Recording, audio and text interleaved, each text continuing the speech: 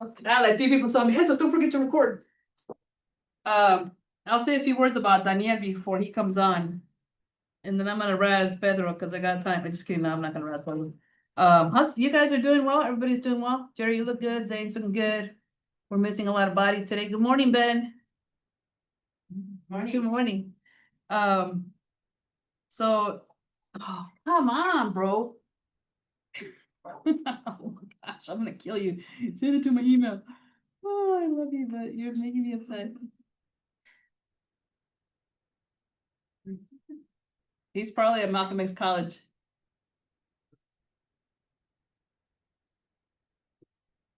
Okay, hold on a second. Sorry, guys. I can do this. I can be high tech and talk at the same. I really can't, but there we go. So Dr. Lopez is like me. He's a first generation American. He's actually the son of immigrants, and he was undocumented for a good part of his stay here in the U.S. until he went to undergrad. And he's a phenomenal leader.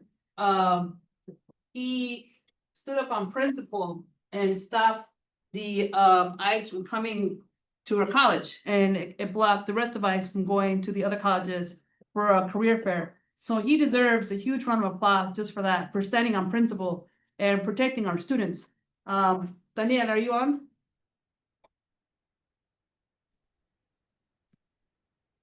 Good morning, Jesus. Good morning. I was just singing praises about you. Let me add you to the pen here. Yeah, can you send me the email link? It's on my phone and it's not ideal. I emailed it to you. Okay. Let me pull it up here. Anyway, so yeah, I have it. I have it. So that was a huge victory, and it came because of the solidarity of students and the solidarity of faculty and professionals who stood on principle. But Daniel is also a good friend of mine. Now we're on a first name basis. Dr. Lopez, just been a great partner because I was a union steward for a number of years, and just really great to work with him. Really cares about students. All around great guy. So let me unpin this and pin you. Okay. Let's see your lovely face. There we go. So I was just telling them, Daniel, what a great job you did in shutting down that law enforcement career fair so ICE couldn't be here. And you're not seeing the faces here, but they're nodding in approval. So thank you for that, Daniel, and thank you for standing with our students. And so with that, I give you Dr. Lopez. Yes, no, God. Thank you. Good morning, Dr. Estrada. Thank you for inviting me. Pedro, thank you for being here. This is such a treat. Professor Estrada always brings really great folks to chat with our students about their work. First of all, let me just say I am a proud Harold Washington alum and now president, and it is really a delight to have all of you here today to this program. And so I have the pleasure of introducing Pedro. Pedro Iñiguez is a Mexican-American bronze stalker, Elgin and Dwarf Star Award-winning science fiction and horror writer for LA. He has also been a wrestling finalist in Push Start Prize and Best of Net nominee. He is the author of The Mexicans on the Moon, a speculative poetry from a possible future, Fever Dreams of a Parasite, Echoes and Embers, speculative stories, and his debut picture book, The Fifth. Apart from leading his writing workshops and speaking at several colleges, he has also been a sensitivity writer and has ghostwritten for award-winning apps and online clients. Pedro, on behalf of our college community, especially our students, thank you for being here to share your story and share your work. Welcome. You muted, brother. Yeah. Thank you for having me. It's a real honor, and I love doing this. So thank you so much for having me here. Go ahead, Mijo, whenever you're ready. With what? Do you want me to just start? Yes, give the gig about AI if you want, and then read for us, please. Sure. Which one did you want me to do first? Okay, which one do you want him to do first? Do you want him to read from his work, or you want him to talk about AI and writers? Read from his work. From his work? Yeah. Ooh, they want to hear from your work first. Sure. So I'll start with a few poems, and then I'll read a short story. So this is from my collection, Mexicans on the Moon. And this won the Bram Stoker Award, which is the highest honor in horror fiction. It's kind of like the Oscars of horror writing, and it also won the Elgin Award, which is the highest award for the SFPA in speculative poetry. I'm the first author of Mexican descent to win the Bram Stoker Award, and I'm the first Latino to win the Elgin Award as well. And I'm the first person to win both in the same year. So it's a real honor. And this poetry collection basically is a collection of 50 poems, and they're all loosely related. They can be read on their own, or they kind of tell a story about the future if you read them all the way through, kind of like a loose timeline of future events. And I wrote it because there weren't a lot of Latinos in the science fiction stories I grew up reading and a lot of the movies that I grew up watching when I was a kid. So I wanted to put Latinos in the future, and so that's basically my love letter to also my family who are immigrants from Mexico. So I'll read some of the poems here, and this one is called Lobster in Chief. The crowd waited with bated breath as the first neurologically enhanced lobster elected president of the United States clambered toward the podium. The lobster hovered over the microphone, clamped its claws, and rubbed its antennae. A storm of neurons fired inside its ganglia, and its mandibles burbled out a rousing acceptance speech. The men whooped and hollered at the significance of the moment, while the women, relegated to years of waiting for their turn, clapped tepidly. This poem is called Harvesting the Future. Miraya rides the bus in the dark, before the sun shines over those verdant fields. She plucks, ties, and bundles boxes of parsley amidst pools of sweat at her bruised heels. Robots are much faster, Jefe shrugs. That golden morning she and the rest are chopped, and she watches them hiss and zip up and down rows of countless swaying crops. Without steady employment, Miraya stays to be revoked. Her fate, her future awaits in a country that seldom cultivates any semblance of hope. Miraya rides the bus to school where she studies, writes, and reads, hoping opportunities will sprout from those lovingly planted seeds. Wrench in hand, Miraya returns to rain-soaked fields as the machines rev back to life. Robots may be faster, she thinks as the storm ceases, but humans take their time. That's beautiful. Getting Oh, lots of thank you. claps over here. Thank you, thank you. Hey, let me see. This one is called The Epidemic of Shrink Ray Gun Violence Plaguing Our Schools Must End. Their atoms dust the floors of every school in the country, those frightened children we can no longer console. Their cries have faded into inaudible wavelengths inside a quantum world where hugs and space-time both cease to exist. They have dissolved into mere fractions of their corporeal selves, their particles swept into dustpans and mopped into oblivion. Blame those new blasters inundating the market, stowed inside stores of scruffy backpacks, the preferred choice of disgruntled circuit heads throughout the nation. As parents, we stand before you requesting prompt legislation to end the rampant wave of shrink-ray gun violence endemic to our culture. We beg you, think of the children screaming beneath the soles of your shoes. Damn. Pedro, I gotta say, man, I've heard you read before, but your reading voice, beautiful. Oh, thank you. I don't know if appreciate it's because it's a poetry or what, but it's up there, man. Thank you. That really means a lot. Let's see. This one is one of my favorites, and it's the title poem. It's called Mexicans on the Moon. Everyone wanted Mars, but they make do with the moon.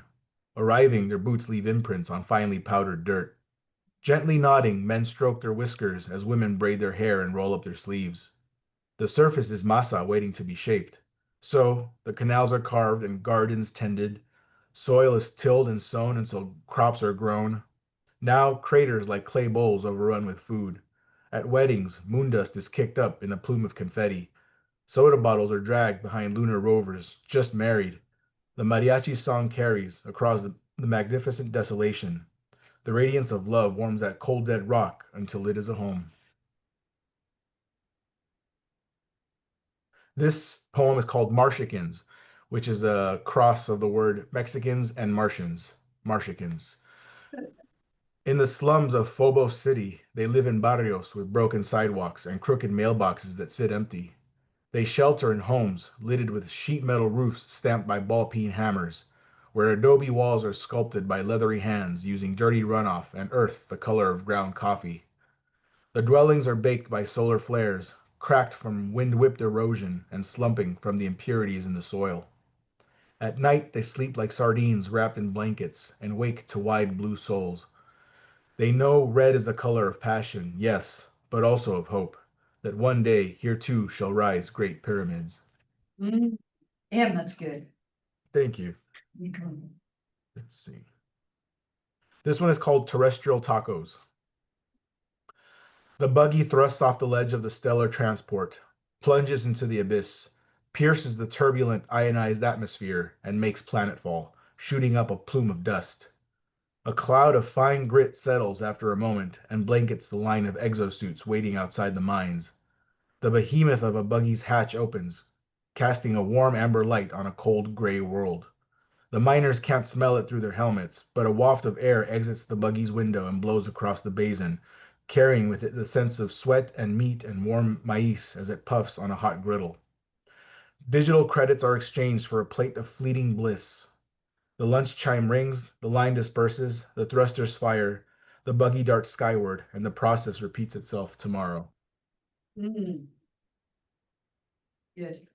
And this one, I'll read the last one here, and then I'll read my short story. This one is called Dia de los Muertos, which is about the celebration of Dia de los Muertos on another planet. The broken eggshells rattle like bones as the yolks drop into the bowl. Mother grates an orange, the cascading zest like pulverized cutaneous flakes. The butter plops down like fatty tissue from an open wound. She kneads and pulls the dough like outstretched skin. The bread rises in the oven like a distended belly. When it's finished, she sets the pan de muertos on a shrine by the clothesline. The bittersweet scent of marigolds wafts through the air, inviting the spirits to partake in this special sweet offering. On this day, we think of the braceros who perished to make this rock a home. As we call their names, a gust blows against the sheets, drying in the light of binary suns, and the billowing drapes and blankets become vessels for hungry ghosts of those we left behind. Ooh, fire. Thank you. So I'm going to read from my collection that just came out this year. It's a collection of short horror stories called Fever Dreams of a Parasite. And this story is called Skins. The morning was cold and overcast. The few slivers of sunlight that caught on Marlin's body did nothing to warm him in the slightest. He cursed under his balaclava and tried to listen for the sounds of helicopters and schooners over the groan of ice scraping alongside the boat. They had been far out at sea, farther even than most fishing vessels had typically ventured this time of the season. He doubted anyone had followed them to his empty stretch of coastline. There was nothing out here but pain and emptiness. Uncle Harold jumped into the ice first, wasting no time. When Marlin was certain everything was clear, he cocked his rifle and vaulted over the side of the boat after him. As he landed, the ice beneath his boots cracked. Fuck, he whispered. He took a gentle step forward, using the rifle to steady himself like a tightrope walker. The ice shelf had appeared solid from out at sea, but now he wasn't so sure it would hold long beneath his girthy frame. Hey, Biggie, Uncle Harold said, turning back at him. Get your fat butt over here, kid. I count 5 seals. If we can corral them into a tight kill zone, it'll make our jobs easier. Marlin nodded and trudged ahead as a fierce gust blew in. The cold began to cut into his hands like 1,000 razors. Forgetting his gloves at the docks had been stupid, even for him. He wiggled his fingers to keep the blood pumping, hoping he could still pull off a decent shot when the time came. The last thing he wanted was to screw this up. Hell, he couldn't afford to at this point. He shrugged off the thought and tried to focus. If his uncle was to be believed, he was 5 well-placed shots away from paying off his bookies. Apparently, there was a healthy illicit market for sealskins, meat, and blubber outside the watchful jurisdiction of the Canadian government. Sketchy buyers whose identities were left best anonymous. Put it like this, his uncle had told him. If it exists, there's a market for it. Uncle Harold knew all about stuff like that. He got to know some big players during his stint in prison. Marlin spotted a pair of plump spotted seal cubs meandering across the ice. Siblings, perhaps. Their eyes glimmered like fresh snowpack in the distance as they belly flopped playfully over one another on the edge of the shelf. He felt a tug at his heart. He wasn't the kind to do this under ordinary circumstances, but he was in a predicament. A life and death sort of bind. A few bad poker hands could doom a man in extremely horrific ways. Uncle Harold brandished what resembled a pickaxe and brought it close to his chest. The club had a small blunt hammerhead on one end and a long curving hook on the other. What is that thing? Marlin said, raising his voice over the wind's roar. His uncle stroked his gray beard, keeping his eyes fixed on a solitary seal that strayed from the pack. A haka-pick, he shouted back. After you shoot the thing in the head, I'll come close and smash their skulls with one end and hook their bodies onto the boat with the other. You can guess which side does what. Marlin felt his insides churn. He was glad he was only going to be doing the shooting. A single well-placed shot meant a quick death. Hell, he wouldn't even be doing the skinning. Still, he couldn't help but feel dirty inside. He tried to change the subject. What are you going to do with the share of your money, Uncle Harold? His uncle smiled. Well, Biggie, I wasn't going to tell you until later, but I was planning on giving you my cut. I figured you won't have much left after you pay off your debts, and you'll need something to get you back on your feet. I mean, what's family for, am I right? Before Marlin could respond, a loud crack filled the air. Uncle Harold's head exploded in a burst of hair, flesh, and red chunks before his body toppled to the ground. Another explosion. Something struck Marlin's jaw. He fell beside his uncle's corpse where his blood had canvassed the ice like a bucket of spilled paint. Marlin's face flared with pain as he reached for his rifle.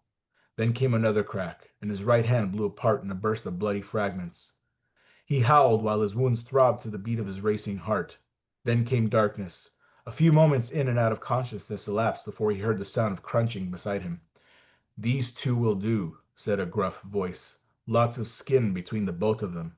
Probably family. Said another. Plenty of nourishment and warmth to be had. The buyers will be pleased. Marlin managed to turn his head slightly. A haka-pick came down on Uncle Harold's spine, the hook lodging itself deep into his tissue. Streaks of crimson trailed his body as it was dragged across the ice. In his peripheral, he spotted the twin seal pups slithering off the shelf and into the sea. He thought about crawling for the edge. It couldn't have been more than 10 meters away. Through the pain, Marlin inhaled a deep breath and with his remaining hand dug his fingers into a crack in the ice shelf and tried to pull himself forward. As he crawled, his head scraped along the jagged floor, the impact dislodging a few teeth from the cavity in his face. The crunching of ice reared up in the distance again. He lay still, crying. Warm tears streamed down his face, burning as they entered his wounds. That one's lost a hand, called out the gruff voice. Yes. Should still fetch a fair price, the gruff voice added. Lots to work with, lots of skin. The cold began to numb Marlin's body as he lay beside a pool of expanding blood. Before he blacked out, he heard the crunching of ice stop behind him. It was then that he was glad he wouldn't feel much before the end. All right. So that's that story right there. Yes. Thank you. So I was here to talk about AI as it relates to labor, particularly the creative side of things, and its effect on writing in particular, but this applies to everything like music and art. So in the last couple of years, AI has really had a boom, and it's been accelerating rapidly as lots of companies basically implement their own models and release it out into the world. So basically, just to get on the same page, what AI broadly means, it's a broad term for learning software or programs that are trained to learn, reason, and compute on their own to achieve certain tasks. They have a broad appliance like the medical field, science, essay writing, etc. I'm sure a lot of students have been using it, and I'm sure, I don't know what your policy is, but maybe they're not supposed to. But you can prompt it and it might generate an essay for you or write a story for you. In the medical field, it's used to detect cancer, where doctors might not know where the cancer might be situated in your body. It has a lot of broad ranges depending on the task at hand. But as it regards to theft, which is a big issue right now going on in the artistic world, and since this is a creative writing class, is this what that's for here? Yes. Yeah. So basically, what the AI does is many companies' programs scrape the internet, including pirate websites. There's a lot of pirate websites that steal and download illegally a lot of books from authors. But this goes for everything: music and art and anything on the creative end. A lot of pirate websites out there, and they illegally download it. And so what AI does, a lot of companies program their AI to scrape the internet, to basically take everything and download everything off the internet to make its program a little bit smarter. And so what a lot of AI companies are doing is they're scraping the internet, including pirate websites, to train their models. And the process ends up downloading thousands of books.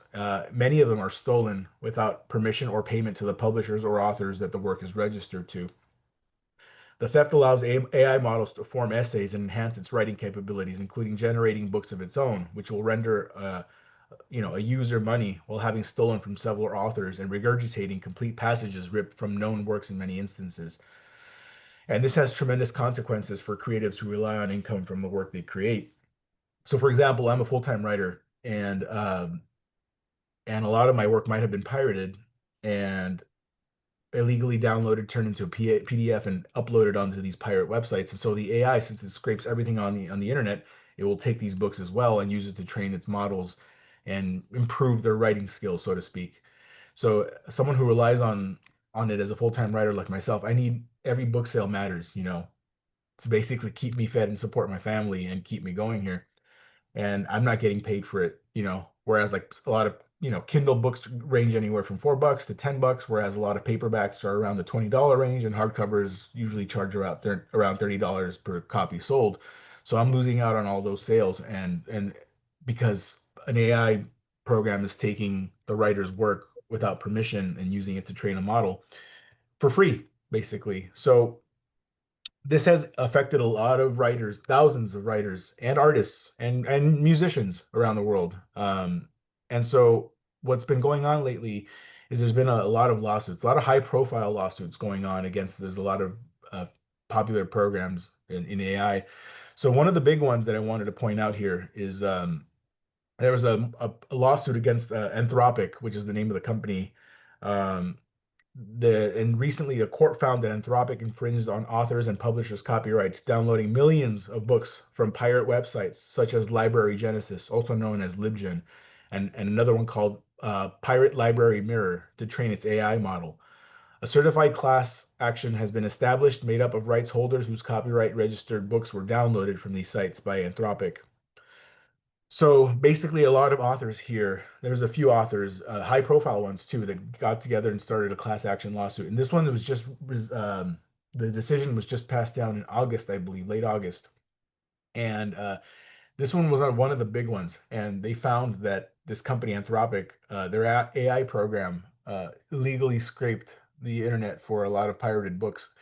And the decision was passed down, and they agreed to pay 1.5 billion, or about $3,000 per author whose work was stolen, if they can certify that their book was actually stolen. So they released a few websites where you can check to see if your book was one of the pirated books, and if it was, you can apply for this lawsuit, and you can possibly win $3,000 back for every book or work of yours that was stolen illegally. The problem with that, though, is that a lot of that money is going to go to lawyer fees, and you're going to be left with very little. So a lot of people's livelihoods still won't be made up for this with this amount of money.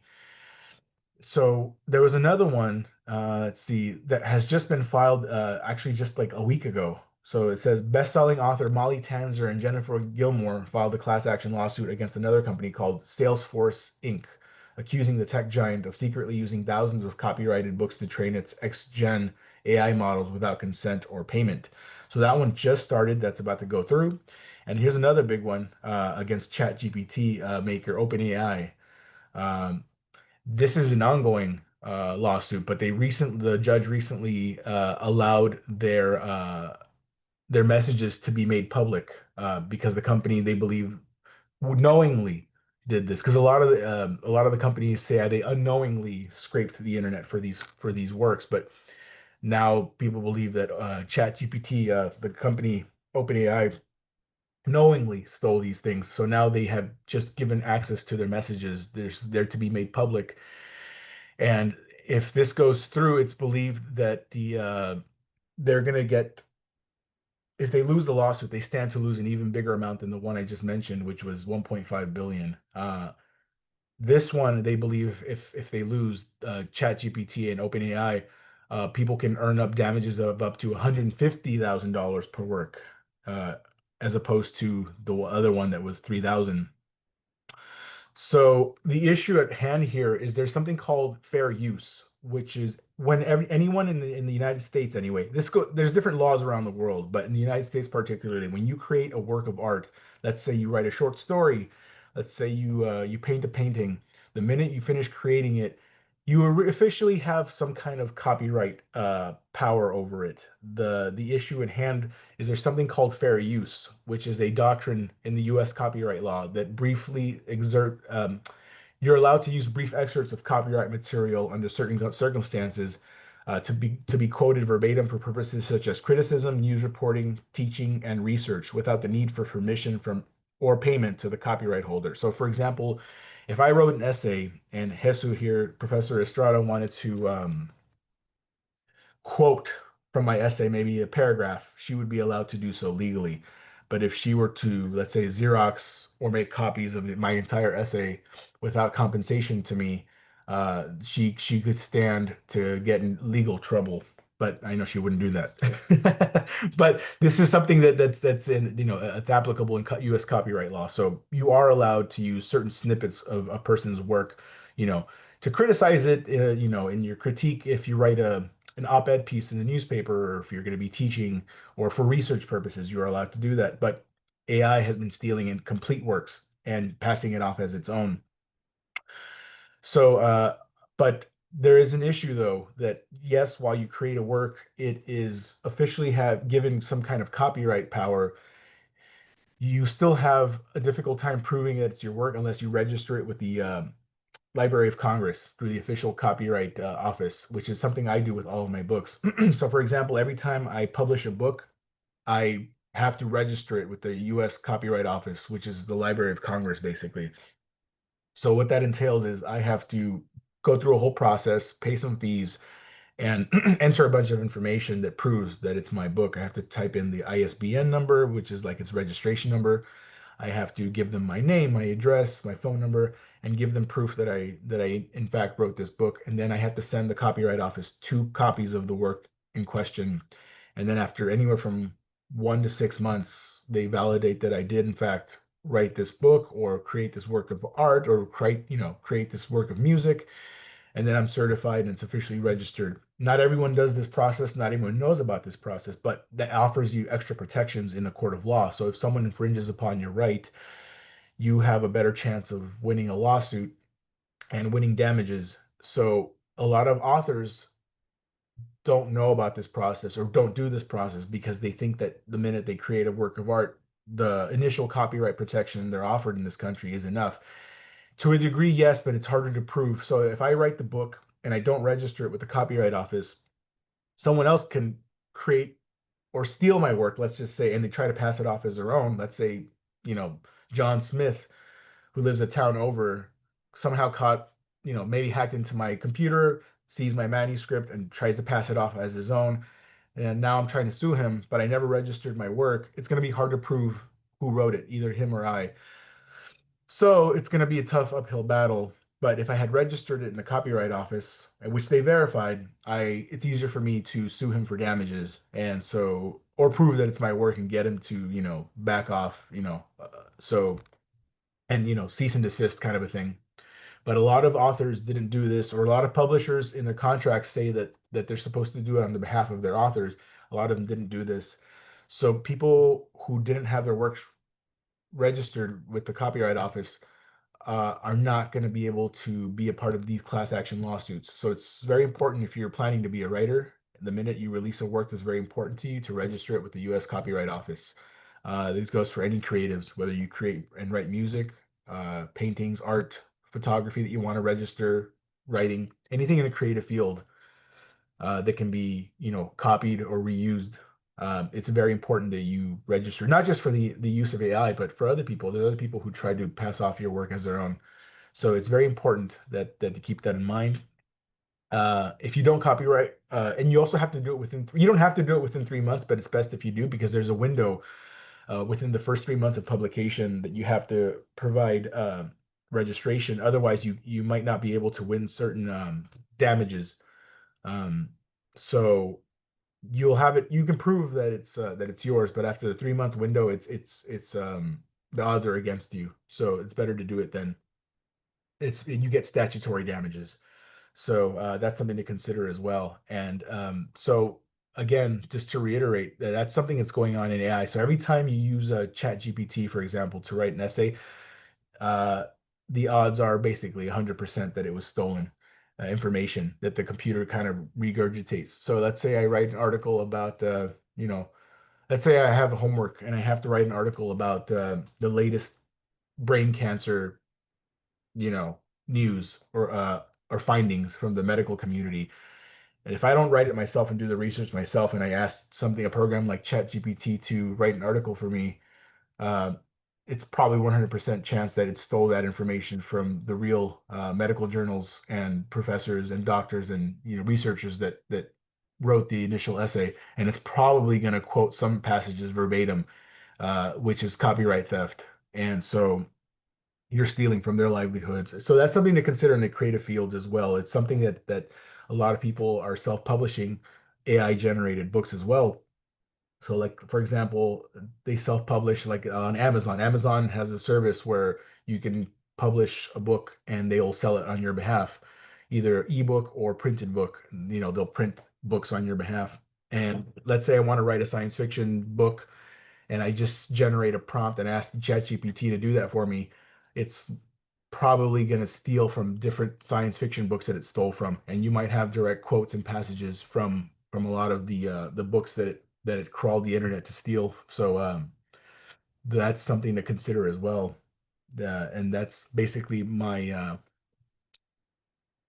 angle on the AI issue with the creative field. So and labor. So especially for people who do this for a living, it's really affecting our. And there's not a lot of laws yet in place to protect creatives in this field. It's still something that's new and evolving. So it's very tricky because the thing about technology, especially in this case, is that from day to day, these programs are learning and evolving, and the way they implement the learning program is something that's still kind of new to us. And so these lawsuits, when the dust finally settles, we'll have some kind of idea of where legally our protections lie, and hopefully the laws can adjust. That's something that's kind of disregarded at the moment. Everyone's thinking about, you know, immigration laws or laws that affect the economy, but right now that's something that's kind of lacking is copyright laws in regards to AI and protecting creatives in this field. So this is something that's going to impact a lot of writers, and it goes for nonfiction and fiction as well. Medical journals, you know, essays, everything. It's scholarly in the, you know, academia as well. I know a lot of times professors have to publish, so that's something to consider. Yeah. All right. Good. Well, this is a space where we open up to your questions or comments. And you can ask Pedro about, I'm sorry, were you done? Yeah, I'm assuming so. Okay. Does anybody have questions for Pedro? Go ahead, Zane. How long has he been writing? Did you get that? No, hold on. Give me 1 second. Hold on. It's not you, bro. Pedro has the same gaming chair I have. But mine's been scratched up by the cats. How many cats do you have? 3 cats. Hi, John. Okay, I'm sorry. There was some disturbance here. I couldn't hear you. What was the question? How long have you been writing? I've been writing 16 years. I started my first professional sale was in June of 2009. So that's when I made my first story sale. So I've been writing for 16 years. Congratulations. That's a long time. Thank you. Yeah. The thing that you, okay, never mind. We'll have this conversation some other time. Somebody else? I don't have a question and I do need to leave, but Pedro, thank you for sharing all those your stories. And I really like the fact that you talked about the challenges in your profession. And I think it's really good for you to share that with our students, because some of them may want to do some of the work that you're doing. So knowing those challenges and opportunities too, of others who can really be part of this space, because there's not a lot of us, right? A lot of us as Latinos, a lot of us as minority students in this field. So, so thank you for being here. Thank you for sharing your story, and thank you for giving your time to our college. And with that, I'm going to log off, Jesus, because I need to get to someplace else. But thank you for inviting me. Oh, thank you. Always a pleasure, Dr. Lopez. Always a pleasure. All right. All right. Nice meeting you. Same here. Bye-bye. Thank you. Anybody else have a question for Pedro? What was the hardest obstacle to overcome as a full-time writer? Okay, what was the hardest obstacle to overcome as a full-time writer? The fact that I'm a full-time writer is the hardest obstacle because because in itself that means I don't have a regular income. I don't have a job that pays me, 5 days a week, for every day I work. When money comes in, it's because I sell a short story, or because I get royalties from a book, or because I get an advance, uh, or because I sell physical copies myself. Any of those things, which might not come in regularly. So what happened with me was I was working a retail job for like about 10 years, and I was getting fed up with it. So I pulled everything out of my 401k. I saved up about $20,000, and I said, I'm just going to give it a shot writing full time. This was around 2019, 2020. So I pulled out $20,000 and said, let me just make this last a while, see how long I can go with just writing full time and not going to work. So I quit my job and I took that $20,000 and I said, let me see how far I can go. So it's not something that's sustainable. It's something that's very hard to do unless you keep selling, which is very hard because publishing itself takes a while. Let's say, even if you write a lot, publishing can take a while. So let's say I write a novel in 2 months, and now I have to shop it around. Let's say I'm not self-publishing, because if you self-publish, you can just do that right then and there. But that's a whole nother ball game. But I don't do that. I don't self-publish, so I can't answer too many of the questions there. But you have to look for a publisher, and then when they read it, it takes anywhere from 1 to 6 months to get back to you, and then they say, okay, well, here's the contract, and then now it can take another year or two before they put the book out, and then all that time you're not making any money because it's not selling any copies because it's not out yet. It takes a while to. It's kind of like making a movie. It can take 1 to 2 years, sometimes 3. Same thing with and in that time you've written another novel, and you have to do the same process again. Or short stories, the same thing. Shorts, let's say you write a short story, you think, well, it's shorter, should be quicker. Publishers take different amounts of time. It can take anywhere from 1 to 3 months for them to even get back to you and say, yes, we want the story, or no, we're going to pass on this story. Same thing with poetry, but there's not much money in poetry either. It's mostly in novel writing, or collections and stuff like that. So yeah. So uh, the lack of generative income, that's just that's recurring. So the best way to do it is to build up an entire body of work and hope that over time that generates royalties for you, and keep producing work, because let's say I sell a book to a publisher, some don't pay advances, which is basically I sell a book and they'll give me $500, $1,000, and then some of the big publishers pay people sometimes $50,000 up to $1 million for their book, and that's your advance. What that means is they're giving you that money ahead of time, and now let's say the book starts selling, you don't get royalties until you've made that million back for them, and that's just one of the high ends. So this is an example. So I sell a book. They say, we believe in your work so much, we're going to give you $1 million, which is really rare. It's usually in the thousands, low thousands. And they say, we believe in your work so much, we're going to give you $1 million. You'll get royalties, but not until you make that $1 million back for us in sales. So it can sell a bunch of copies, but still not make a million. You're still not going to see those royalties. So you better hold on to that million really well.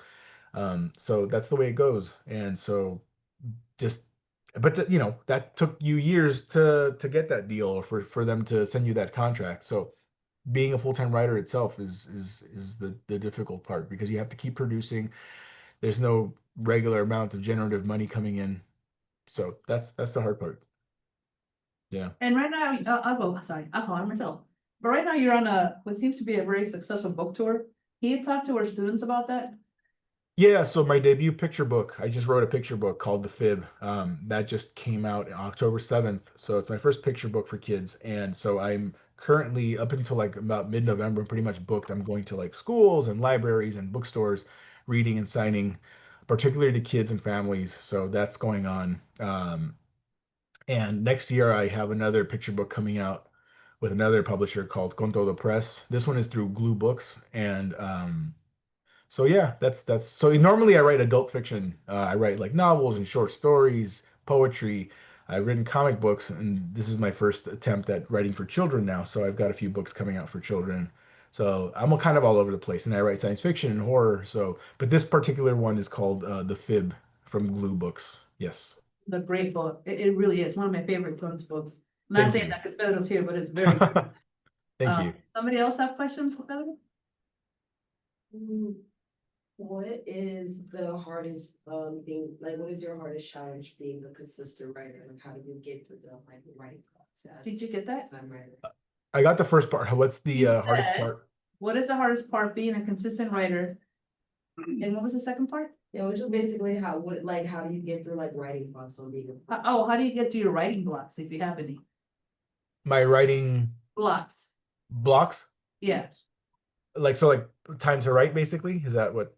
yeah. No, you know how you get a writer's block and you can't write? Oh, writer's block. Yeah. How do you get over that? But how do you get over what are your greatest writing challenges?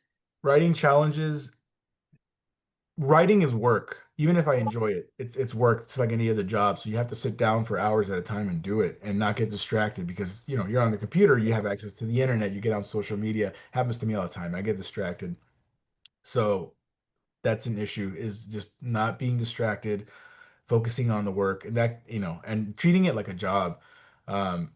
Because if not, then you don't get paid and you don't produce anything, you don't make anything. So any work.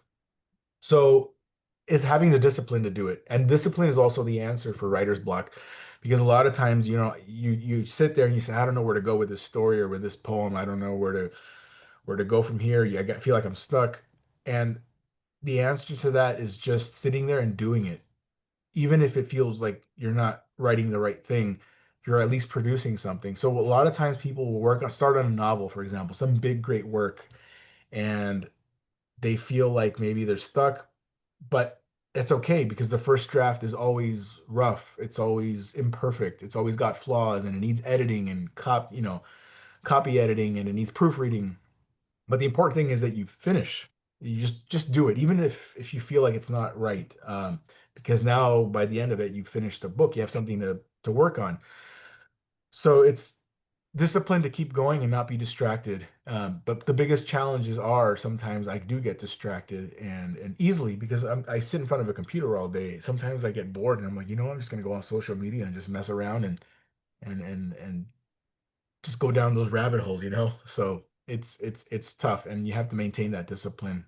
But everyone has individual challenges. Some people might have short attention spans. Some people have busy lives.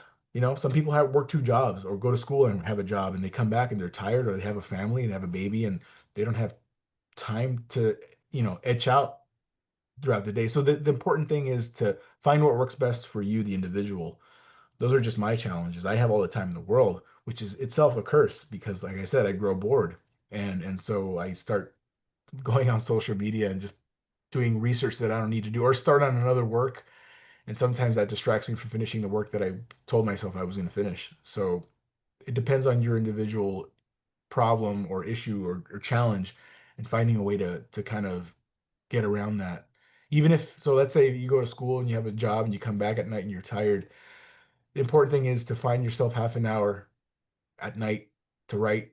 Doesn't have to be a lot of time, but if you do that half an hour for 6 months, that's a lot of time, and you can create something in that time span. So it's just finding ways around your individual challenges. But those are mine. It's pretty much, trying to discipline myself and not stray from what I'm trying to do. Yeah. And writer's block, same thing. Just push through. Just even if you feel like it's not the right thing you're writing, just do it. And by the end, you'll have something. You'll have finished work that you can edit. And the real magic happens in editing. That's funny, Pedro, because I was wondering about, because I see you online a lot, and I'm like, damn, how does bro get anything done? Because I'm doing the same thing. I'm fooling around when I'm supposed to be writing, you know what I'm saying? So that was really, really a helpful answer for me too. Thank you. Go ahead, Zane. When you like set out to write something, is it like set in stone, like I wanna write a poem or a short story or like a novel? Or like through the writing process, does it change, like you wanted to write a short story, but this might be better as like a poem or like a long form novel? Is it more a fluid process, or is it like, I'm gonna write a poem, here's a poem, and like you try not to like leave outside of that? It's fluid. It's definitely fluid. But it also depends on what I want to say. So for example, one of the poems I just read, I don't know if you were here for that, was the Shrink Ray gun violence poem, which basically is a speculative take on school shootings. I just replaced guns with shrink ray guns to, give it a science fiction element. That was very straight to the point. There were no characters. I had a singular theme I wanted to touch on and get to the point quickly. It was like kind of like a gut punch thing. Um, there was no need for me to tell a novel, and I don't know that I would want to tell a full length novel on that theme, because a school shooting is something that happens, it's quickly like that, and the terror is right then and there. So I could turn it maybe into a short story, but if I were going to write a novel about that, I would actually focus more on the impact it had on a family. And then you can get into the family dynamic, and now you've got characters that you want to explore. But my point in that poem was just about the horror of the school shooting. So it's something that I could do on a short medium. So it depends on what you want to say and who you want to focus on. Um, but sometimes there have been, so for an example, I wrote a short story once, and I submitted it to a publisher. They were putting together an anthology, so a collection of short stories, what the genre was cyberpunk, which is kind of like The Matrix or Ghost in the Shell or Akira, if anyone's familiar with that. And they liked my short story so much, they said, "Can you turn this into a novel?" And I was like, "Oh, yeah, I guess so." But I did, and that was my first novel. And so that was a situation where it started out as a short story and I expanded it into a novel. So it can work but I already had a few characters going on in there. So I'm like, okay, well, this has a few characters. The story can be bigger in scope. But some things, some messages you want to relay in your writing, don't require a full length work. They can be told in a poem. They can be told in a very short story or flash fiction. So again, how powerful is your theme? How many characters is it required to relay that theme? It depends on a number of factors. But sometimes there have also been occasions where I started writing something as a poem, and I said, you know what, the poem isn't enough space to say what I want to say, so I think I could turn this into a short story. Or I feel like this theme is too powerful to just leave as a poem. I want to expand on this a little more because I have more things I want to say. So I create more characters to relay that theme. Because some people uh, take and process information differently. Some people, you can get the point across if you write a song, and they might get that. Some people, you make your point better, in a short story or a movie. Some people will get that same information differently. So it depends on who you're writing for, what you want to say, how many characters you want to create to get that point across. So it depends on a lot of things. And writing, I think art is very important, that you be fluid, that you keep an open mind as you create. You don't want to be too rigid, because you might be missing on opportunities to really let your consciousness speak to you. Yeah. Pedro, how long did it take you to write that novel after you wrote that short story? They gave me a deadline. So I submitted the story in December. They got back to me sometime like in January, February, and said that, we'd like this as a novel. I think they gave me till like August. So from like February to August. So That's not a very long time. so it was like 6 months, I think, something like that. So yeah, so I turned it in 6 months later, and then there were like 3 or 4 months of editing back and forth between the publisher, and then I think we released it like March of the next year. So it was almost like a full year process. And yeah, and it varies for certain people. Some people write novels, some people are very prolific and novelists by nature. And I'm more of a short story writer. But some people can write, plug out a novel in about 3 months. Some people it takes them years. And so like Thomas Harris, who is the author of the Silence of the Lambs series, he wrote Red Dragon, Silence of the Lambs. He typically puts out a book once every 7 or 8 years, and that's just the way it goes for some authors. Same thing with like George R. R. Martin, who's writing the Game of Thrones series. You know, he's got like 7 books in the series or something like that, and he's still not done with the last one. And I think the series started coming out in the 80s. So that kind of goes to show you some people's work process, and their output varies for different lengths of works. Yeah. I get really suspicious when people plot a novel like in a month, and I'm like, you're AI doing it. You're not writing a novel in a month. There's no fucking, I'm sorry, no way, But Yeah. there's another question here. Did you have a question? Yeah, how do you, I guess, like, when you create work, like, how do you make sure it's like kind of true to yourself, like authentic to who you are? Cause I feel like sometimes when I'm making stuff, like, I try not to think about it, but sometimes like there's like that little voice that kind of like is worried about how it will be received by like people. But like, how do you make sure that even if regardless of how it's received, that it's true to like what you want to create? I don't worry about how my work is going to be received, because then you start writing for an audience, which some writers do. Some people like get hired. Let's say Disney puts out a movie, uh, and they want the novelization of it written. Some people get hired to as a work for hire to write something that they have to worry about how it's going to be perceived because someone else is paying you for that. But generally, if you're writing for yourself, I think it's best not to worry about how it's going to be perceived. That's something that's out of your control anyway. Some people will like your work, some people will hate it. Like it's happened to me all the time.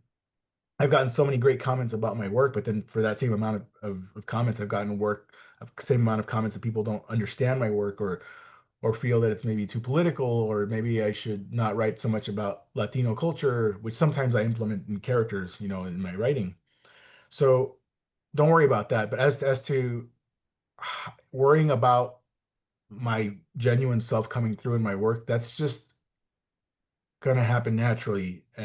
Especially the longer you do it, you find your own voice. Kind of like painting. If I don't know if anyone here has tried their hand at painting, when you start painting, let's say it's day one, you probably don't know what you're doing. You're just messing around and throwing paint on the canvas. But after a few years, you kind of get an idea for how you like to apply the paint. Some people use brushes, some people paint with knives, some people use different techniques that they really adhere to, that they like. So after a while, you kind of come into your own and you learn what techniques you like to use. So for example, I don't like writing in first person or second person tense. I like writing in third person tense. And so if you read my body of work, you'll see, this is a pattern in how he writes. I like writing characters a certain way. I like touching on certain themes. And so this is something that you can only really find out after you've been writing a while. And you start realizing that you kind of put your own thumbprint on your own work. Kind of like when you hear a musician, their work might change over the years, but there's a certain something that's like, this is their work. I can just tell by hearing it, like Queen, a Queen song when you hear it, you that recognizable voice, the way he sings, very operatic in certain ways, certain guitar riffs because they adjust their amp or their guitar a certain way to sound a certain way. It's the same thing with music, with art, with writing. You come into it on your own after a while, so you will write your genuine self because after a while you start realizing, at first when you start writing, you kind of are influenced by other writers that you read, and so you start kind of mimicking them. But after a few years you start doing your own thing, and it's you. No one can write like you. No one. You might write similar to some other people, but there's something about your work that is very you. So you will over time write your genuine self into your work. It's just no way around it. If you do it long enough, something very much takes on your essence. Yeah. Mm, I like that Queen reference. You don't know That's who just one Queen is? example. This is one example, so it can go with any All genre. right, we got Yeah. one Queen fan over here. Thank you, Nick. Go ahead. I was saying I was a Queen fan, but yeah, no. There you go. Yeah, so I had what I was wondering is, Pedro, you've been writing for 15 years, and the world's a lot different than it was back in 2009, and I was wondering, how do you think the game has changed basically over the years, and what have you done to adapt to the changing climate? Because I know in the theater, movie, TV, and theater scene, social media is a huge aspect to the point where your online presence and how many followers you have and interactions you're getting on posts are nearly as important as your agent and how you do in an audition. So I was wondering, especially pre and post COVID, how have things changed for you, and how's the world changed and how have you changed to adjust to it? Yeah, so when I started writing, so that there's a lot of answers to that. So when I started writing, there weren't as many people of color getting published. So 2009 is when I started really publishing work and putting work out there.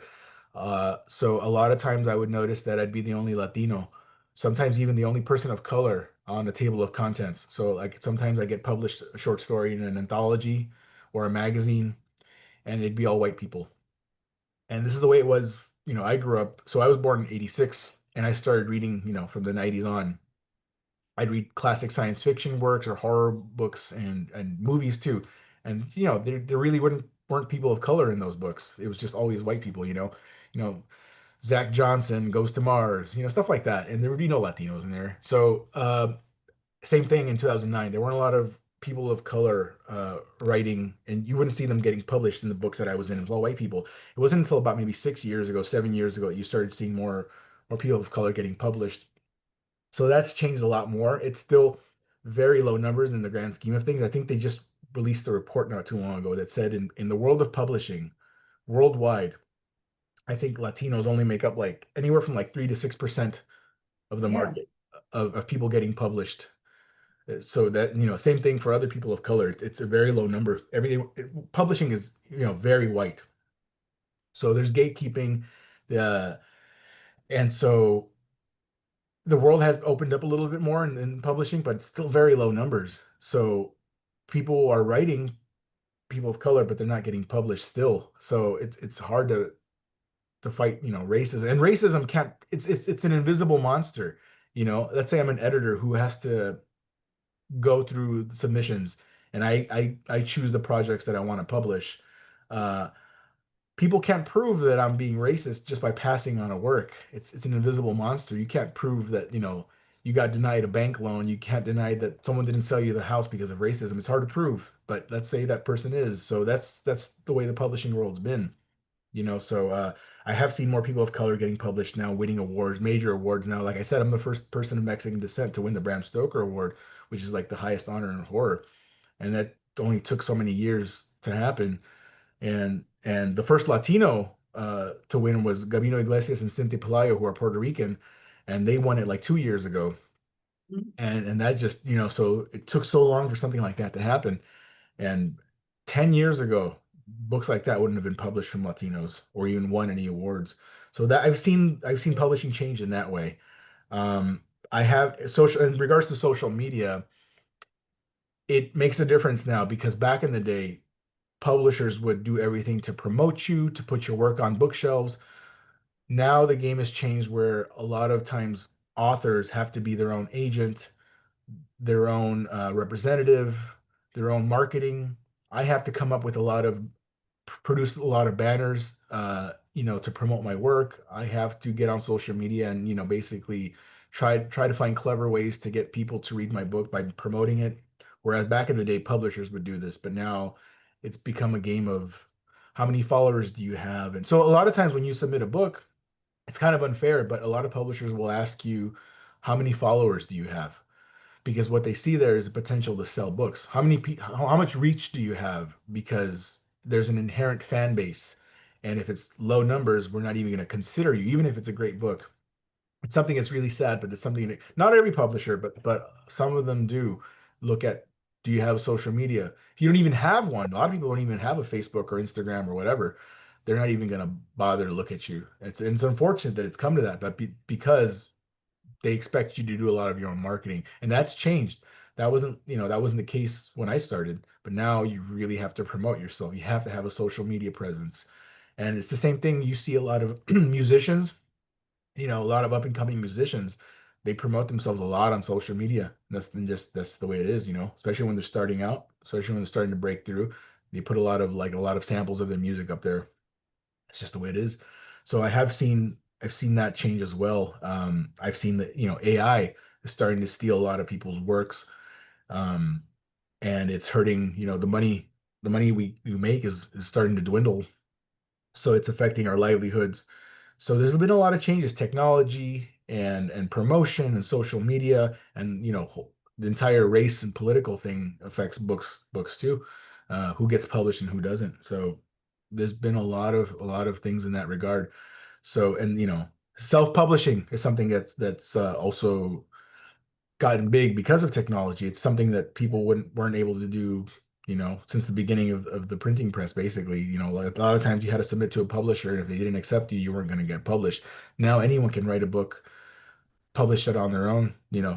You have control over it. The only thing is about self-publishing is that there's no guidelines, there's no quality standards. Like I said, anyone can publish a book, and that's good and bad, because you can be the worst writer in the world who never proofreads their work or edits their work and just, hit the publish button, and you're gonna have a lot of bad work out there, because there is no quality control. They're gonna have like really bad covers because they're not paying artists a lot of money to do that, so, but when you submit to a publisher, there is quality control. They have their own editors that go through your work and will painstakingly give it the best edits, and they have a little more money to spend on better artists for your cover. But it's harder to get into. So there's pros and cons to both. I don't self-publish. I've never done that, but I know a lot of people in the writing world do. So there's pros and cons to that too, because you have full control. You make all the money. You make all the royalties. You self-publish the book, you get 100% of the profits, you know. Whereas publishing, the publisher gets a cut. You get a very small cut of royalties, uh, you know. So, but you'll have more reach because, traditional publishers, sometimes they can get into Barnes and Nobles bookshelves. They put out better covers, and that might draw in more people. You might have wider reach in bookstores. So something to consider as well. So, but self-publishing is something that's changed a lot in the last 15 years that I've been writing. There's a lot more of it now. So anyone can put out a work if they feel that they don't want to go the traditional publishing route. So there's a lot of changes going on in and this goes to this applies to the other arts as well. Especially social media. You want to promote yourself, because if you don't people don't know you exist, they won't buy your product. And that's just the reality of it's always been the reality of any product, so, and it's unfortunate that you have to think of yourself as a product, but you basically are. You know, you Mm. you your work is your product. Even though if you don't want to think about it that way, it kind of cheapens it, right? It's art. It should be a thing to be celebrated and thing of beauty. And it's sad that we have to promote it and commercialize it, but that's the reality. Especially if you want to make a living off of it. If you just want to create because it's a beautiful thing to do, that's perfectly fine. There's no right or wrong art in that regard. But if you want to make a living off of it, you want to make a little money off of it, there are some things to consider, like reach, promotion, you know, all those things. Yeah. That's good. That's a great answer. Anybody else have questions for Pedro? Go ahead, Neha. Would he ever consider like making like shorts or like live like creations of his like written work? Like would he ever like want it to be like moving image? Oh, would you ever Can want you- your work to become like a short movie or a movie? Yeah, I would love to. I can't say much, but there's a major animation studio that's interested in the Fib, my picture book that just came out. Yeah, we've had discussions. I can't say more than that. That's amazing. Mm. It is a really good book. Thank you. Yeah, that's all I'll say. It's nothing official, but that we've had But talks. You Yes. live in Los Angeles, you know, so you see how it goes there with film. Yeah, I do, and I do have an advantage there because you just run into people here. Like that's just part of life. Like you can just go out for breakfast and you'll just run into the most random celebrity and so that gives you the opportunity to start up a conversation if you're willing to, which I wouldn't suggest that because it's disrespectful. But there are but there are a lot of professionals in this city. There's a lot of particularly screenwriters and producers. But it wasn't because of that. They just happened to come across the book. I could have been living in Minneapolis or something, and they would have come across this book. What makes it easier is facilitating um, a personal meeting, which I did have, as opposed to maybe in Zoom, which might have happened if I had lived somewhere else. But they came across my book online. They spoke to my publisher. I won't say who or where, but it's a major studio, and yeah, I'm not supposed to say anything, but anyway, you guys know now.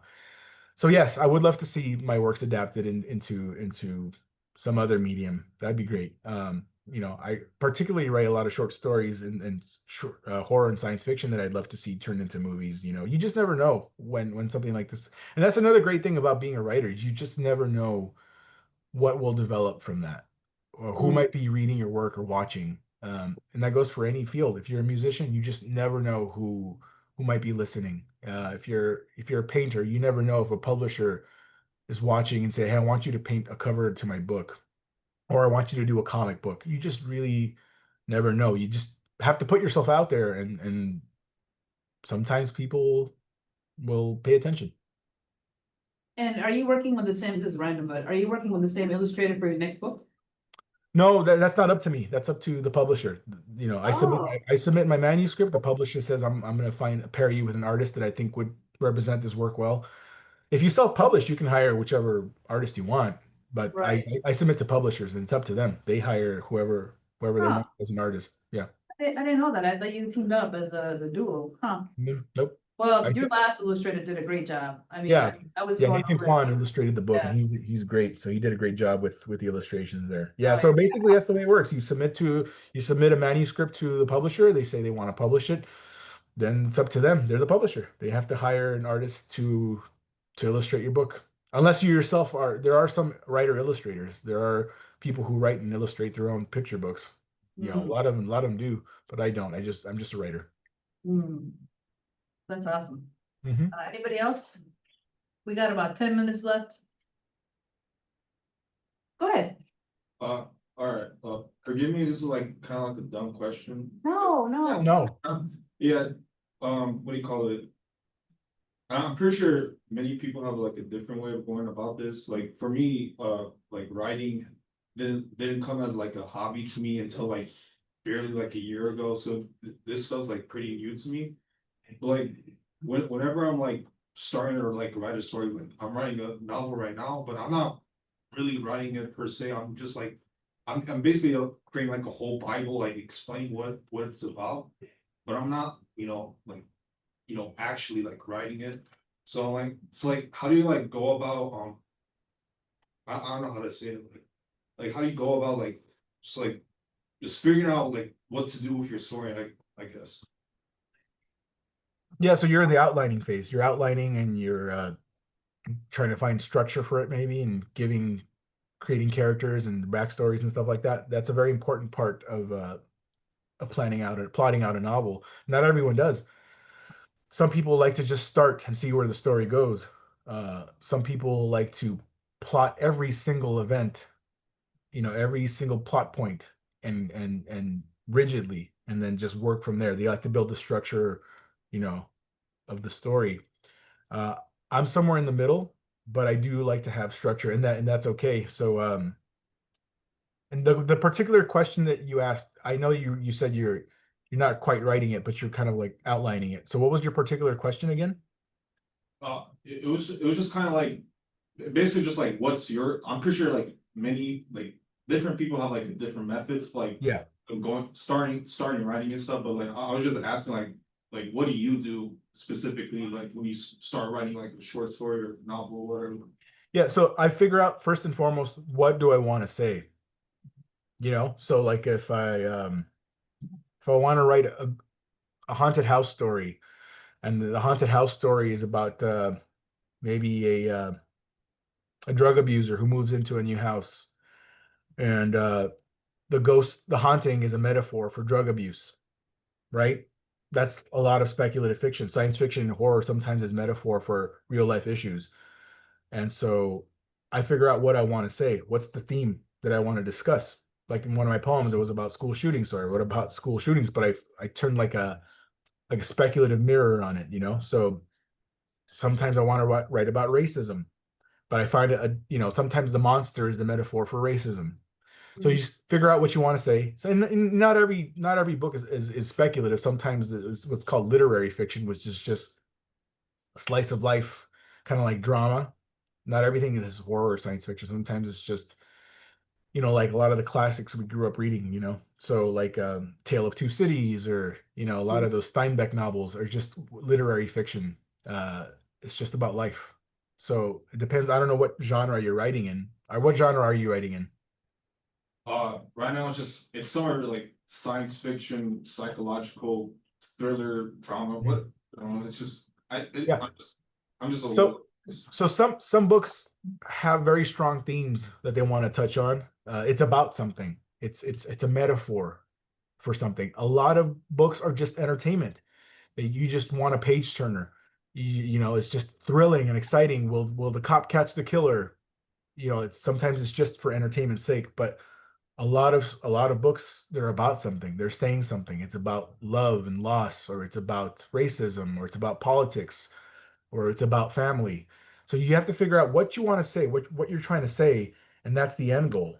So now you have to create characters and a story that by the end relays that message. So the characters, the plot are serving that purpose.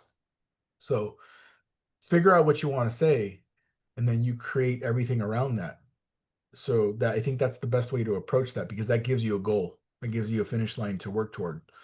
So if you're writing a science fiction thriller, let's say because someone creates an AI, a runaway AI that becomes self-aware, kind of like Terminator, and find something to work towards that goal.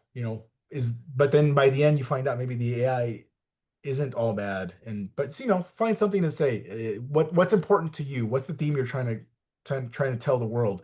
And then you create characters that will serve that purpose, and a plot that will get us there. So I think that's the best way. Figure out what you're trying to say. Unless it's just for entertainment's sake, then you can just keep us thrilled and engaged. So that's what I would say. Thank you. Anybody else? It's not a question, but more of a comment I wanted to make.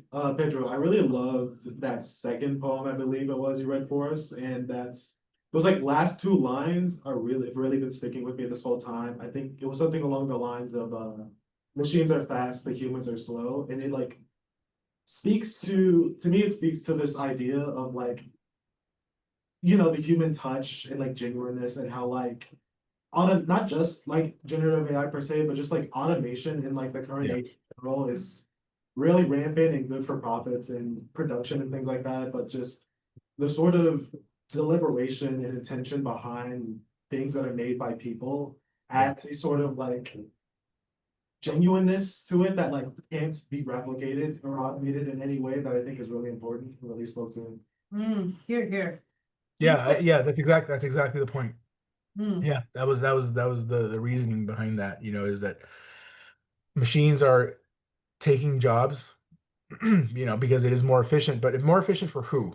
Mhm. The corporate masters, basically, So, but people end up losing their jobs, but there is a sort of humanity that gets lost in that stuff too. So, uh, that's something that's also very important to me. Something I worry about too is that a lot of people are using AI to generate art, to generate books, and not only are people losing their livelihoods, the real writers and artists, but also that human touch, that soul of a work is also getting lost in translation as well.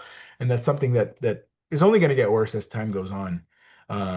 Absolutely, no way about it. So people will lose their jobs. The creative fields will suffer, and a lot of the work you see, like maybe I've seen a lot of commercials now on TV are completely AI generated, and it's getting to the point where soon you won't be able to tell. So not only will creatives who work on commercials lose their jobs, you're not going to see that human element in that work anymore either. But that goes across every field, not just TV and film, but painting and writing, and so it's something that affects everyone, whether you think about it or not. So it's pretty scary, and it's kind of sad, because I think we are gonna forget a lot about how important the art is, and the government, not to get political, but conservatives typically cut funding for the arts a lot. It's not something they consider important or essential. It's, usually they spend big on military and stuff like that, but the arts to them has never been very important for the most part. So we're seeing a lot of cuts in the arts and funding for the arts right now. And so coupled with the rampant growth of AI, it's only going to get worse. So thank you for bringing up that point. That is exactly why I wrote that poem. It's kind of my creative, you know, fighting back against automation. Definitely. Yeah. Beautiful. A poem I wanted to read, the printing girlfriend one. I can read it. I can read it. That's Yes, please. yeah. So that one kind of touches on automation too, in a dark humor kind of way. So that one is called Resting Glitch Face. My 3D printed girlfriend tried to kill me today. She grabbed my wrist with one hand, choked me with the other, and asked me how I liked it. Hydraulic fluid seeped from her eyes as she pointed to the sliced synthetic skin on her face. She told me it was my turn. I told her I was going to call the police. She just belched out a guttural laugh and said she'd deny everything, that I was overreacting and hadn't taken my medication, which I know she flushed down the toilet. Besides, no one would believe a pea-brained imbecile like me, she said. Where did that idiot learn to speak like that? I was told my 3D printer was capable of creating adaptive, fully functional automatons. I didn't expect technical malfunctions like physical abuse and gaslighting. I am demanding a full prompt refund. Please act swiftly. She's making copies of herself, and let me tell you, they don't look pleased. Yeah, so see again, so that also is metaphor for like abuse against women and gaslighting. And so if you take it at face value, it's just about a man who's getting assaulted by a robot girlfriend he created, but under the surface, it's a metaphor for the abuse of women and gaslighting and now how she's turning the tables. So that's the great thing about speculative fiction is I figured out a theme that I wanted to discuss and I created an event that wraps itself around that allows me to portray that that topic. So yeah. Super awesome. One more question maybe? Do we have time? We have 3 minutes left. Anybody else? I have one last question. Where can we find you? Where can you get a copy of this book? Good one. Yeah, so you can find me on my website, pedroiñiguez.com, or you can find me on Amazon. If you just search me up, you can find all of my work basically there. There's like a website called bookshop.org, I believe, and they also carry my books. Barnes and Noble, the website has my books there as well. And you just type in my name, Pedro Iñiguez, and I don't know if Dr. Estrada can like write my name for you guys somewhere, but you just type in .com, pedroiñiguez.com, and you can find. I literally have my whole bibliography there, my blog, if you want updates on everything that I've been doing. Yeah. And he's on all social media, Instagram. Oh, I'm everywhere. X, Yeah. Facebook, you name it, Threads, Sky. Yeah. Sky, Yeah. Mm-hmm. You can search him up. Yeah. Feel free to add me. Yeah. Yeah, by all means, it'll help him because he needs more followers, you know what I'm saying? Yeah, like we talked about. Yeah. Well, listen, Pedro, this is always a pleasure to have you.